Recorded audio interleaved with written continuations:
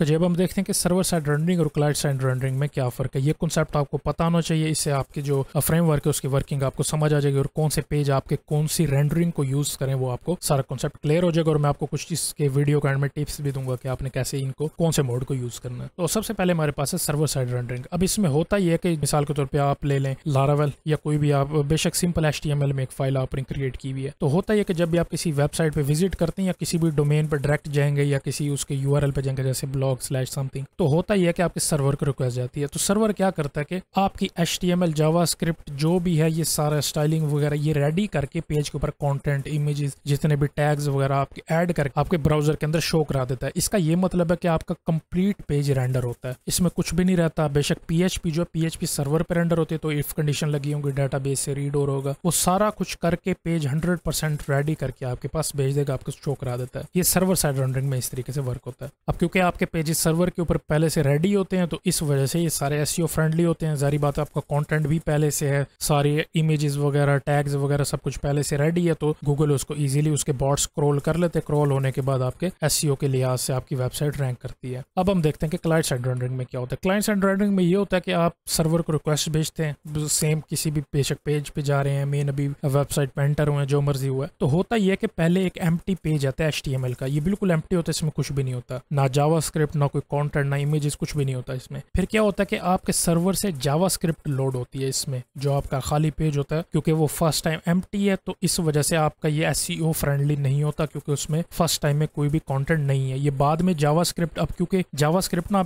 आपके ब्राउजर में चलती है, सर्वर भेज देता है तो आपके ब्राउजर में आने के बाद क्या करती है कि ये सारी रिक्वेस्ट आपकी जावास्क्रिप्ट करेगी। अब जब गूगल फर्स्ट टाइम सर्च करेगा आपके कंटेंट को तो पेज उसको एम्प्टी मिलेगा, कुछ भी नहीं होगा, तो आपके SEO फ्रेंडली नहीं होगी, क्योंकि बाद में जावास्क्रिप्ट आपके ब्राउजर में आने के बाद उसको फेच करिए। तो इस वजह से ये इसको कहेंगे क्लाइंट साइड रेंडरिंग, यानी कि क्लाइंट पे आपकी तरफ ये रेंडर होते हैं पेजेस। अब होगा ये कि जब भी आप दोबारा इससे कोई रिक्वेस्ट करेंगे, जैसे पेज पे मूव करेंगे, फर्स्ट टाइम में तो हो जाएगा ना कि ये आपका सब कुछ आपका पेज आ जाएगा और इसके साथ जावास्क्रिप्ट आ जाएगी। अब नेक्स्ट टाइम जब आप किसी और पेज पे मूव करेंगे तो कोई राउटर होगा, जैसे मिसाल के तौर पे व्यू के अंदर राउटर है और इसके अलावा रिएक्ट के अंदर भी राउटर है और जितने बाकी फ्रेमवर्क है फ्रंट एंड के उसके अंदर राउटर्स होते हैं। तो क्या करेगा कि आपके नेक्स्ट पेज पे या किसी और पेज पे मूव करेगा और उसके बाद ये होगा कि जो आपके जावास्क्रिप्ट है ये आपको उस पेज पे मूव करेगी राउटर को यूज करके, और उसके लिए जो डाटा होगा वो भी सेम दोबारा से जावास्क्रिप्ट ही उसको आपके सर्वर से रीड करेगी, बेशक डाटाबेस से रीड करे जैसे मर्जी। तो इस प्रोसेस को कहते हैं हाइड्रेशन। हाइड्रेशन का मतलब है कि आपके जावास्क्रिप्ट सारे आपके काम करेगी, आपके पेज में डाटा जो फिल करेगी उसको कहेंगे हाइड्रेशन, इस प्रोसेस को। अब क्योंकि जैसे मैंने आपको एक्सप्लेन किया फर्स्ट टाइम पेज एम्प्टी होता है तो इस वजह से गूगल की बॉट इसको क्रॉल नहीं कर सकेंगे, क्योंकि बाद में जावास्क्रिप्ट ने इसको रेंडर करना होता है। लेकिन जो आपका Next.js है वो यूनिवर्सल है, तो होता है बाय डिफॉल्ट, यानी कि ये सर्वर साइड रेंडरिंग भी करेगा और क्लाइंट साइड रेंडरिंग भी करेगा। वो इस तरह से कि आपके जितने भी पेजेस होंगे वो बाय डिफॉल्ट सर्वर साइड पे रेंडर हुए हुए होंगे। और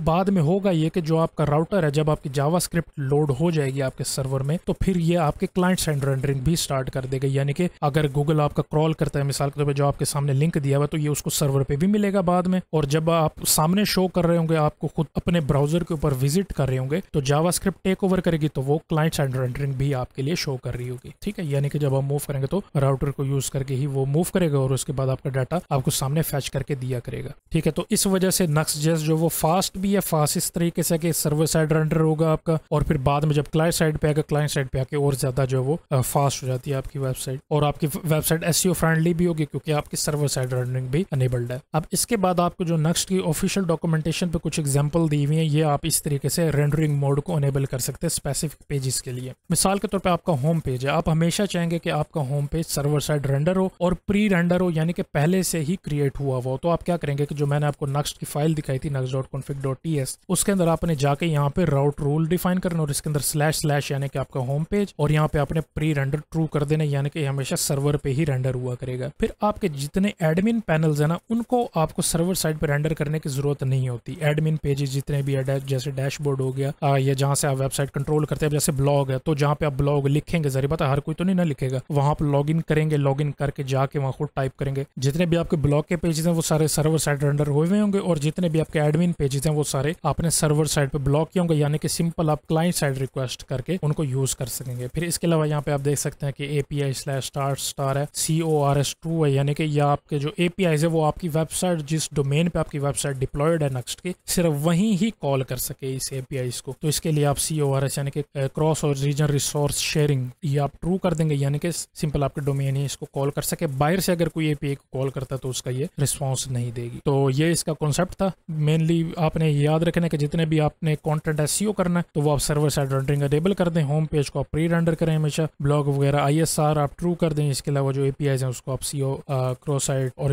रिसोर्स शेयरिंग को आप अनेबल कर दें, और जितने आपके एडमिन पैनल डैशबोर्ड वाले जितने भी आपके राउट्स हैं उनको सारे आप सर्वर साइड रेंडरिंग को फॉल करके इसको क्लाइंट साइड पे ही रेंडर कर दिया करें। फिर इसके अलावा जो स्टार है इसका मतलब है कि एडमिन जो है वो आपका मेन URL है। जैसे आपका मिसाल के तौर पर फोल्डर नेम होता है राउट, मैंने आपको पहले एक्सप्लेन किया था कि जितनी आपकी राउटिंग होती है वो आपकी फाइल बेस्ड होती है। तो आपका हो सकता है एडमिन फोल्डर का नेम हो, फोल्डर के अंदर जितने भी पेजेस होंगे मिसाल के तौर पे /admin/create.view और इसके अलावा dashboard.view जितने जैसे मर्जी होंगे वो सारे के सारे जितने पेजेस उसमें होंगे वो सारे जो आपके सर्वर सिर्फ क्लाइंट साइड पे रेंडर हुआ करेंगे। ठीक है जी, तो ये मेन कॉन्सेप्ट था। तो होपफुली आपको समझ आ गई होगी। बाकी अगर आपका कोई सवाल है तो वो आप इसको नीचे लिख सकते हैं कि जब भी इसके बारे में कोई आपको कॉन्सेप्ट क्लियर करना होगा वो फिर मैं आपको जब वीडियो आएगी तो उसके अंदर क्लियर कर दूंगा।